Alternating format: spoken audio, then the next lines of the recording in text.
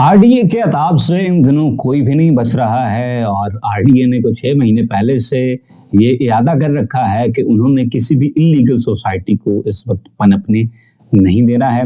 मुख्तलिफ औकात के अंदर मुख्तलिफ तरह की कार्रवाइयाँ मुख्तलिफ हाउसिंग सोसाइटीज के अगेंस्ट की जा रही हैं, जिसमें इन दिनों एक मरतबा फिर से आरडीए ने कमर कस ली है और उनकी तरफ से कार्रवाइयों के सिलसिले दोबारा से जारी होना शुरू हो गए। और इस दफा सिर्फ कार्रवाइयां नहीं हो रही हैं, ये याद रखिएगा, इस दफा एफआईआर्स भी हो रही हैं। और इस जमन के अंदर 3 सोसाइटीज के अगेंस्ट आरडीए ने एफआईआर्स दर्ज करवाना शुरू कर दी हैं। ये सिलसिला यहीं पर रुकेगा या यहाँ से आगे स्प्रेड आउट करेगा, इसको देखेंगे आज की इस वीडियो के अंदर। और मोस्ट इंपॉर्टेंटली इन्वेस्टर्स को अब क्या करना चाहिए, ये सबसे बड़ी बात है, ताकि आपकी इन्वेस्टमेंट सेफ रह सके।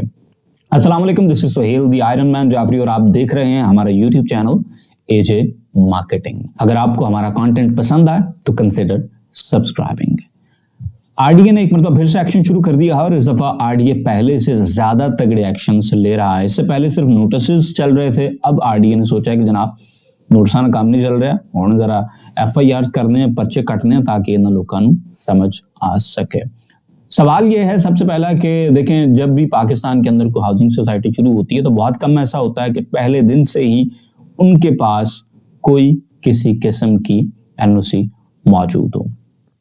एक तो प्राइवेट हाउसिंग सोसाइटियां होती हैं जो बिल्कुल टोटली प्राइवेट होती हैं, किसी एक मालिक की, किसी एक कंपनी की होती हैं, और उनमें आपको पता होता है कि सिर्फ एक ही मालिक है और वो आमतौर पर इसी तरह से काम शुरू कर देते हैं। लेकिन मैंने ये भी देखा है कि जो कोऑपरेटिव हाउसिंग सोसाइटीज होती हैं, जो कि तकरीबन सेमी गवर्नमेंट किस्म की उनकी हैसियत होती है, उनमें भी हमने देखा है कि वो भी पहले दिन से एनओसीज लेकर नहीं चलती हैं। मोस्ट रिसेंट टाइम्स में हमने देखा है कि multi professional cooperative housing society MPCHS multi वालों ने अपना एक प्रोजेक्ट जो है मल्टी गार्डन्स फेज 2 चक्री रोड के ऊपर निकाला और उनके खिलाफ भी आरडीए ने एक्शन लिया, जिसका मतलब ये है कि उनके पास भी पहले दिन से तमाम तरह एनओसीज मौजूद नहीं थे। तो बीइंग इन्वेस्टर अब लोगों को क्या करना चाहिए, सबसे इंपॉर्टेंट सवाल है।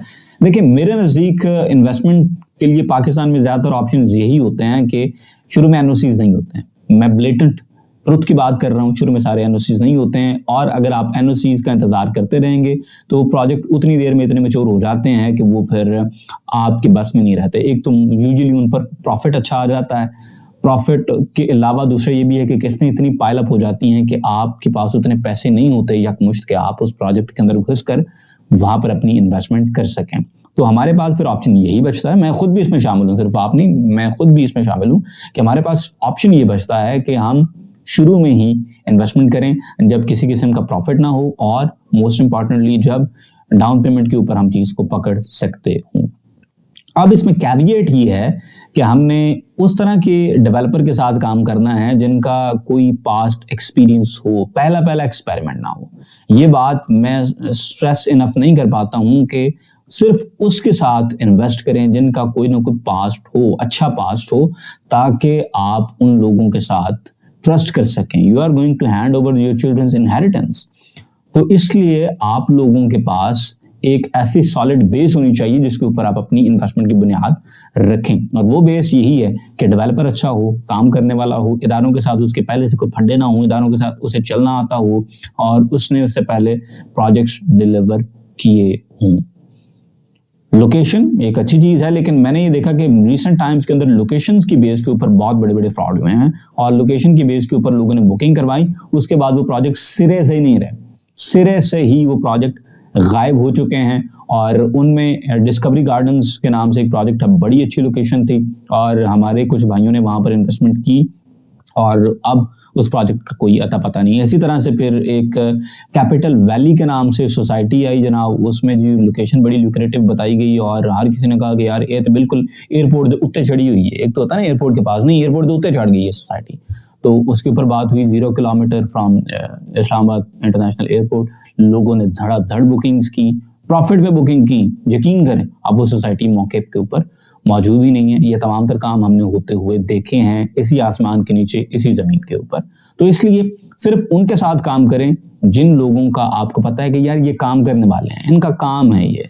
सिर्फ लोकेशन की बेसिस के ऊपर ना इन्वेस्टमेंट कर लिया करें, बाद में फिर परेशानी होती है। रिसेंट टाइम्स के अंदर जनाब चक्री रोड और चकबेली खान रोड के ऊपर 3 सोसाइटियां हैं जिनको आरडीए ने कहा कि भाई साहब आप ये काम ना करें, आपके पास किसी किस्म की कोई इजाजत नहीं है तो आप मुड़ जाएं। इसमें जनाब एक सोसाइटी के मालिक हैं सईद रिजवी, मसूद अजमत और उमर अबान।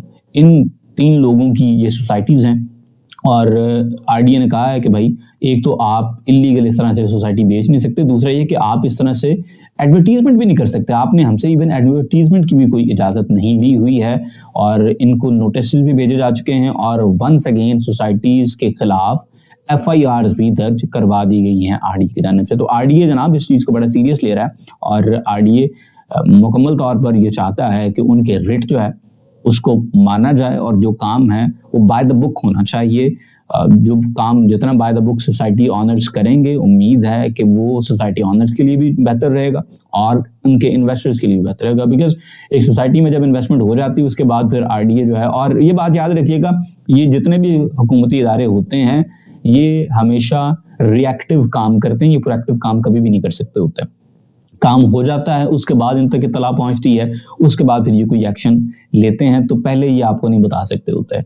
इस वजह से ज़्यादा जिम्मेदारी फिर लोगों पर होती है कि वो खुद अपने सरमाए को सेफ रखें और उन सोसाइटी के ऑनर्स के ऊपर होती है कि वो पहले अगर इस तरह की तमाम तरह इजाज़तें लेकर चलें, उसके बाद फिर बाद में जब किसी किस्म का आरडीए की तरफ से एक्शन होता है तो फिर रेट गिरते हैं, तो उस रेट गिरने का सबसे बड़ा इम्पैक्ट और सबसे बड़ी हिट जो है वो बेचारे इन्वेस्टर को लगती है। तो मेरे ख्याल से आरडीए को भी थोड़ा सा प्रोएक्टिव होने की ज़रूरत है कि जब कोई चीज़ हो रही हो तो निप इट इन द बड, अगर नहीं तो फिर बाद में थोड़ा हाथ हौला रखें और लोगों के साथ थोड़ा सा मिल मिला के चलें, उनको गाइड करेंगे यार हाँ आप काम करें लेकिन भाई से पहले ये इस तरह करें ताकि हम आपके प्रोसेस को स्ट्रीमलाइन कर सकें, रेगुलेट कर सकें।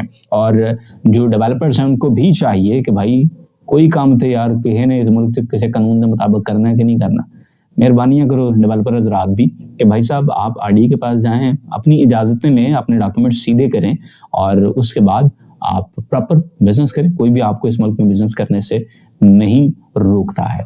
आज की वीडियो से इतना ही, इंशाल्लाह मिलेंगे अगली वीडियो में। अल्लाह हाफिज।